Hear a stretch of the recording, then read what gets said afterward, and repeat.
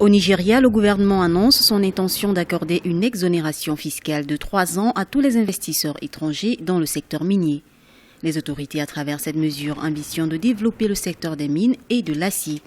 Pour rappel, entre 1999 et 2012, des entreprises pétrolières et gazières avaient fait perdre à l'État quelques 3,3 milliards de dollars en revenus fiscaux. En 2014, une exemption fiscale de 5 ans a été instituée sur les profits pétroliers dans le delta du Niger. Déjà, c'est une décision du Nigeria qui est de nature macroéconomique, qui a pour ambition de rebooster un secteur minier qui, dans les années 90, se portait quand même pas mal.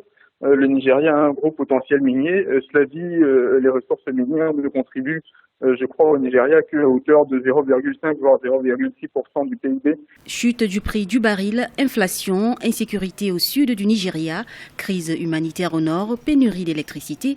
En 15 mois, l'économie du Nigeria s'est effondrée au point de perdre sa première place en Afrique, ainsi que celle de premier exportateur de pétrole. Le géant d'Afrique de l'Ouest, qui tire 70% de ses revenus de sa production de pétrole, veut développer d'autres secteurs d'activité. Le pétrole n'est plus une ressource suffisamment importante, intéressante en tout cas pour reconstruire l'économie et surtout pour rebâtir la croissance du pays.